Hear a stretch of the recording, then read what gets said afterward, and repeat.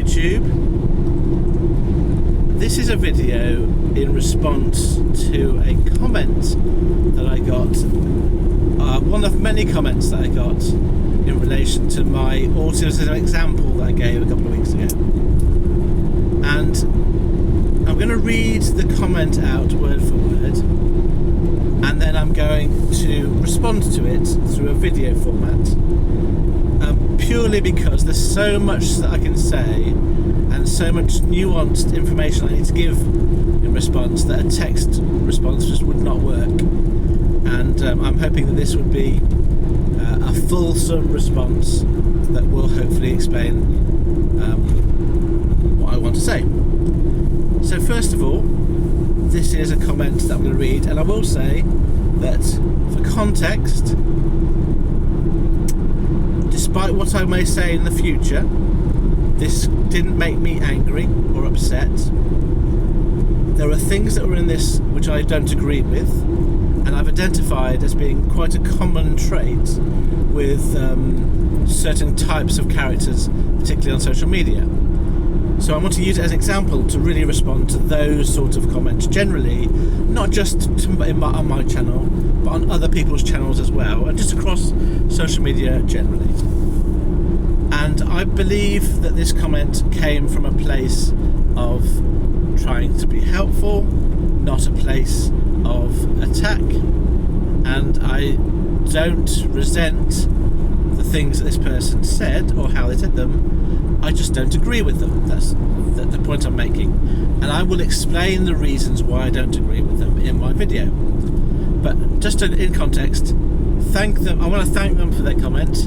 It seems to me to be a genuine comment from them trying to be helpful, which I think can never be criticised in itself. So it's from a viewer who calls themselves Jamesclarke6487, and this is the comment that I got in relation to my video, which was, if you didn't see it, a detailed description of my mind's reaction to me going to one of my first dialysis appointments and how that affected me and why. So, really good insight, full stop. You said it was an unknown situation, but you'd been before, full stop. You said, in inverted commas, partner, and in inverted commas, they. No one cares you're gay. Open brackets. For the last quarters of a century, it has been mandatory to socially accept. Close brackets. Full stop. Take earphones if you want to disengage. Full stop. And that's the full message in its entirety, with the punctuation, because I thought it was important to put what the person was highlighting in the way that they chose to use punctuation. So it does add to the context of the message when you sort of know that. So I'm now going to basically talk through the 4 sentences and give you my reaction to those comments, which are authentic to how I really felt when I first read this, and we'll just go from there, and so hopefully some greater sort of truth will come out of this. What I'm hoping that this video will achieve is just a bit of a bit more of a thinking up twice about what people write on social media and why they choose to write things, and just bear in mind how it's perceived by the people who aren't yourself. So finally, before I start, I will just reiterate, I'm not angry, I'm not upset, and I do think it came from a place of trying to be supportive. So, first sentence, really good insight. Now, that's a good sentence to start off a comment with. It makes me feel that it's positive, makes me feel that they understand, and it makes me feel engaged with the person who's making a comment. Oh, they understand me, they are going to write something now that I can engage with, which is going to be interesting or useful. So never bad to start any comment with a positive thing like that. Thank you, or I enjoyed that, or it's interesting. Those sort of comments are always good ways to start a comment with someone you don't know. But anyway, good start. I took that as being they are supportive. Okay, next sentence. You said it was an unknown situation, but you'd been before, full stop. Now, I'm doing this in sentences because each sentence is a separate point. They don't relate to each other. So me reading the next sentence isn't anything to do with this point. So it is a separate point that each of these sentences make. So, what my brain reads there is, you said that you'd been there before, but it was an unknown situation, so how come you said that? You're lying. And I feel that sentence is grossly misunderstanding the video that I put out. So let me try to explain why it is, in my view, a very ill-conceived comment. So it seems to be saying that if you've been somewhere before or experienced a situation once before, that you shouldn't then worry about it. Your mind should then be, oh, I've been here, I know all about it. And clearly that's not the case. For someone like me, going to something quite as intense as dialysis, I need to go there 3 or 4 times to understand how it works and to be comfortable with the situation. And once you've got some familiarity, it does become a lot easier to deal with. But just being somewhere once, and in this context, the once was I drove to the car park, I rang the bell, I met some nurses, and I said, I'm coming to see you soon, what's the situation? I had a look from the front door, entrance hall, into the ward, and I had some conversation. That's not the same as going there for your first dialysis. And this is where I find this comment really hard to understand. Surely you understand as a person with a brain that just going somewhere once isn't the same as experiencing all the things that could worry you. So in my experience, I was being picked up for the first time in a hospital transport. So that was new. I wasn't aware that we were picking up other people. And when I arrived, the waiting room was full of people, which it wasn't when I first arrived. I didn't know if there were people to be who were patients who were going to go with me, or whether they were carers, just waiting. And even then, if that hadn't been the case, when I got into dialysis, I hadn't ever been and had dialysis before. So this is my first dialysis experience to actually go and have it. So the process of going in, getting weighed, finding your bed. What do you do when you get in your bed? Do you lie down? Do you wait to be asked? Do you sit up? Do you lie down? All these questions, the first time you go, you don't know. And let's move it forward. Even when I've been once or twice, this is a unit that has 3 lots of dialysis, morning, afternoon and evening. And there's a nurse shift pattern, sort of in the morning, 7 till 3, and 3 till, I'm imagining, 7 in the evening. So you've got different people serving you. It's not the same person every time I go in at the same time. There's about 4 or 5 nurses there at one time, and then over the course of my time being there, the shift changes and more nurses come in. So even if I'd been to the right bed and knew how to weigh myself and knew the process, just meeting new people have different ways of talking, different ways of working, different things, different characters and personalities. All of that difference you have to get used to. So I hope it's obvious why saying I've been there once before isn't an unknown situation is nonsense. In my brain, there's a lot of other things than just where the building is. I knew where the building was, I knew what the parking was like. There's a whole lot of other stuff about going to have dialysis that's brand new, and just going to the transport would have been a new experience for me. So I hope that this person reflects upon that comment, and maybe they didn't mean it in that way, but it sounds to me like they were saying, how can you possibly be anxious when you've been there once before? And that's what I read it as, and that's why I think it's a complete misunderstanding about the whole point of what I was saying. In my video, I did say I appreciate this is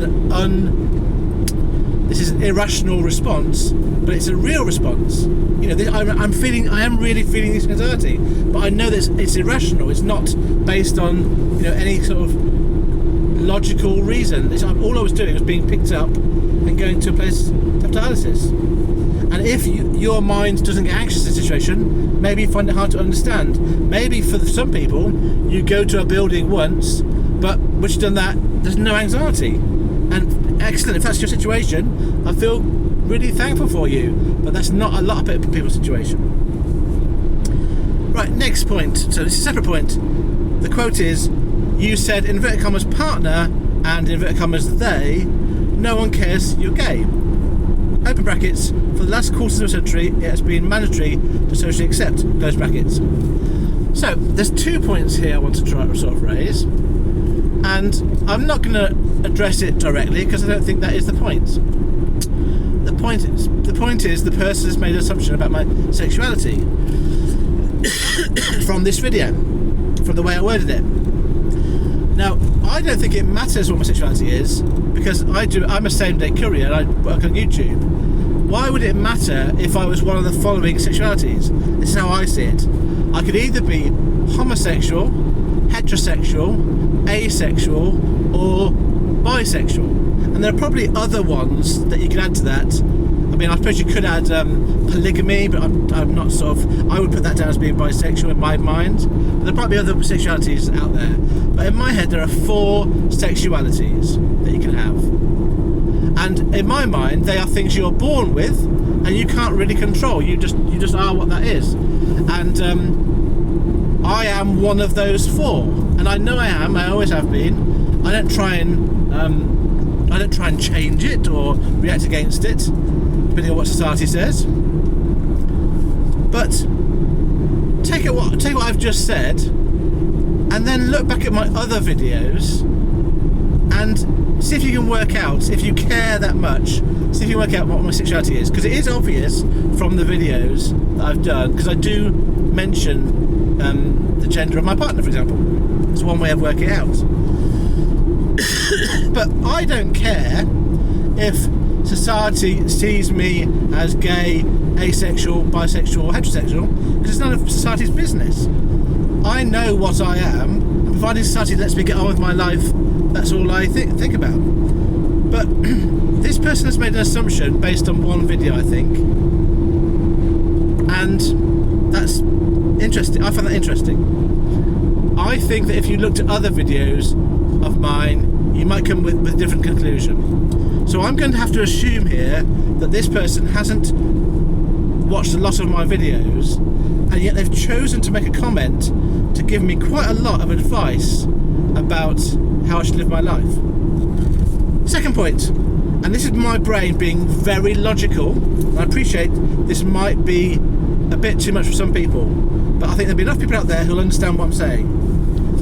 For the last quarters of a century, let's ignore the word quarters being incorrectly spelled, for the last quarter of a century it has been mandatory to socially accept. So I assume they mean that it's been mandatory to socially accept being gay. So I kind of get what they're saying there, but I think it's a really weird way of saying it. So I think that the word mandatory there to me implies a legal system, and because the time scale is 25 years, quarter century, I'm going to assume, because that was expected at the start of this century, 2000, I'm going to assume that is relating to the acceptance through the laws of homosexuality being legal at a certain age, and then sort of towards the 2010s, gay marriage being legal. So I think that's about, because of the word mandatory, it makes me think that's about people have to accept gay people by law. So I accept that there have been laws put in place over the years that have made it illegal to discriminate against people for a variety of things, including their gender. Sorry, not gender, their sexuality. Now, I accept that's true, but what I then find weird is the person has combined that with the word socially acceptable, and I don't think they're the same things at all. I think it's been socially acceptable to be different gender, different sexualities way before the law changed for some people, and for some people it's not socially acceptable still now. obviously it's a continuum. Everyone has their own perspectives and points of view, and some people just can't accept different sexualities or don't understand it, whereas lots of people nowadays, probably the majority of people nowadays, do accept different sexualities as being just the way people are. So I don't think you can say it's mandatory to socially accept that, because you can't force someone that doesn't accept different sexualities to accept it, because they never are going to. You can force them not to discriminate against people by law, but you can't socially accept someone by force. You have to persuade people. You have to, logically or emotionally persuade someone that their point of view, if they don't accept that, is wrong. So maybe I'm being too logical here. Maybe the person doesn't really mean that. I think what they're saying there is that we have all been forced to accept homosexuality as being okay now, which I don't think is the right way to word it. I personally have got no issues with anyone being whatever sexuality they want to be, but I think there is, I acknowledge there are problems in society of people not doing that, and I feel that if I can, through this channel, just express my opinion that I think it's irrelevant and not important, but it is a problem, it's a diminishing problem, but it is a problem, then I think I add to the conversation that I think it's on the right side of history. But I think that there's a bit going on in the background there between that comment that I find is interesting. So maybe that person could look at that comment and think, what do they actually think about different sexualities? Do they really think that everyone is prepared, it should be allowed to live their own life? And do they really think that everyone accepts that now? So I'm going to move on. I mean, there's so much more to say about that, but there's a whole load of stuff about gender I could talk about, but this video will be far too long, and I'll leave it at that. And finally, the last comment here was, take earphones if you want to disengage.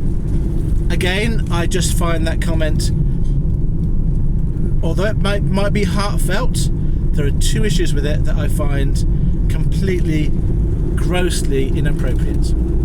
The first thing is, why is this person giving me advice? I didn't ask for advice in this video. In very few of my videos do I ever ask you for advice. And if you've ever seen my video way back now about my values, you'll know that I don't do that to other people, and because it's just not suitable, it's not appropriate. I'll reset it here. I don't believe we should be giving people unsolicited advice. If someone asks for it, go ahead, give them an honest, give them honesty, give them be transparent, be authentic, be honest. But why do we as a society seem to tolerate people constantly giving you advice when you haven't asked for it? It is hard to get out of that habit. I used to do it a lot myself. I appreciate it's annoying because I used to do it myself, and I made a deliberate decision not to do it. But so it is a natural thing to do, and it does come from a place, I think, of trying to be helpful, but it isn't helpful. Believe me, it's not a good thing. It isn't a good thing to do. But then also, why do people on social media think they can advise someone they don't know at all? This person has assumed a sexuality and has assumed that they understand how my mind works from one video, and they've assumed they can give me advice from one video. So let me tell this person why that advice is completely erroneous. So let's say, I think what they're saying is, if you take earphones, you won't hear stuff in the environment, and therefore you are able to disengage from the environment. Well, A, I keep my eyes open, I can see the environment. B, even with headphones you can hear stuff, you're aware of stuff. And C, as I tried to explain, this is an irrational response that my brain is having. So just hiding one sense is not going to paper over the cracks of an anxiety-ridden brain that deals with an irrational response to the situation. It is not going to solve the situation by having headphones in. It might make things a little bit better. I mean, it's not bad advice to have that as part of your arsenal, and And I do have earphones I can turn on and off. I wear them pretty much all the time. They're bone conduction earphones, so my ears are still free, but I can sort of block out some sounds by using earphones.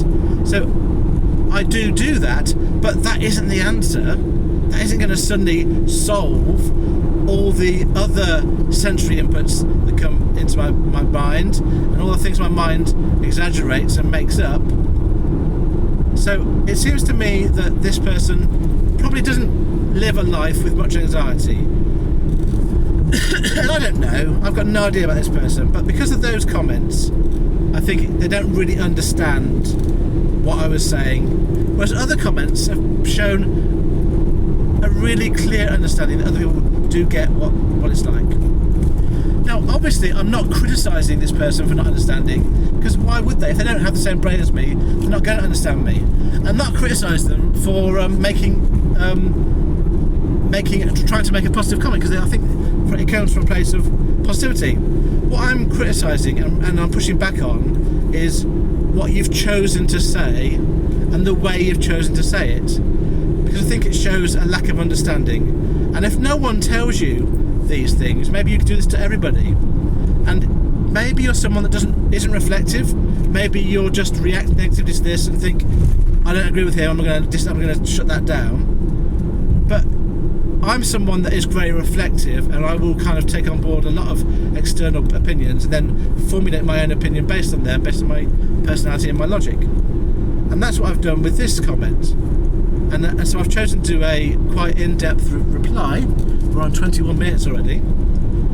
And I think even if this person doesn't take on board the things that I'm saying, maybe other people that view this video who do, kind of give everyone, from a good place but incorrectly their opinions and their advice, might just think twice about doing it.